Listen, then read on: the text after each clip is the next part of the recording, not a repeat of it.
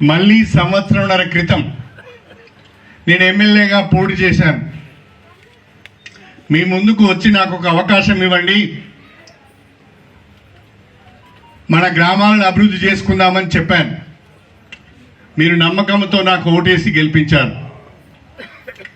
నేను గెలిచిన పార్టీ అధికారంలోకి రాలేదు, కానీ ఈ నియోజకవర్గ ప్రజలకు ఇచ్చిన హామీని ఎట్లా నిలబెట్టుకోవాలి, ఈ గ్రామాలు ఎట్లా బాగుపడాలి, ఈ నియోజకవర్గం ఎట్లా అభివృద్ధి చెందాలని ఆలోచించి నేను కాంగ్రెస్ పార్టీలో చేరడం జరిగింది. రాష్ట్రంలో కాంగ్రెస్ ప్రభుత్వం ఉన్నది. ముఖ్యమంత్రిగా గౌరవనీయులు రేవంత్ రెడ్డి గారు ఉన్నారు. రేవంత్ రెడ్డి గారు స్వయంగా పిలిచి, అన్న మీరు మా పార్టీలోకి రండి, ప్రభుత్వానికి మీ అనుభవం అవసరం, మీ నియోజకవర్గ అభివృద్ధిని మీరు ఊహించిన దానికంటే బ్రహ్మాండంగా చేద్దామని చెప్పి వారు నన్ను కాంగ్రెస్ పార్టీలోకి ఆహ్వానించడం జరిగింది. ఈ నియోజకవర్గం యొక్క అభివృద్ధిని దృష్టిలో పెట్టుకొని ప్రభుత్వం అండ ఉంటేనే, ప్రభుత్వ సహకారం ఉంటేనే అభివృద్ధి చేయగలుగుతామని ఆలోచించి నేను కాంగ్రెస్ పార్టీలోకి వచ్చి సంవత్సరం కావస్తున్నది. మళ్ళీ సంవత్సరంన్నర క్రితం నేను ఎమ్మెల్యేగా పోటీ చేశాను. మీ ముందుకు వచ్చి నాకు ఒక అవకాశం ఇవ్వండి, మన గ్రామాలను అభివృద్ధి చేసుకుందామని చెప్పాను.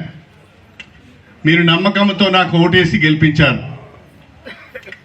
నేను గెలిచిన పార్టీ అధికారంలోకి రాలేదు, కానీ ఈ నియోజకవర్గ ప్రజలకు ఇచ్చిన హామీని ఎట్లా నిలబెట్టుకోవాలి, ఈ గ్రామాలు ఎట్లా బాగుపడాలి, ఈ నియోజకవర్గం ఎట్లా అభివృద్ధి చెందాలని ఆలోచించి నేను కాంగ్రెస్ పార్టీలో చేరడం జరిగింది. రాష్ట్రంలో కాంగ్రెస్ ప్రభుత్వం ఉన్నది. ముఖ్యమంత్రిగా గౌరవనీయులు రేవంత్ రెడ్డి గారు ఉన్నారు. రేవంత్ రెడ్డి గారు స్వయంగా పిలిచి, అన్న మీరు మా పార్టీలోకి రండి, ప్రభుత్వానికి మీ అనుభవం అవసరం, మీ నియోజకవర్గ అభివృద్ధిని మీరు ఊహించిన దానికంటే బ్రహ్మాండంగా చేద్దామని చెప్పి వారు నన్ను కాంగ్రెస్ పార్టీలోకి ఆహ్వానించడం జరిగింది.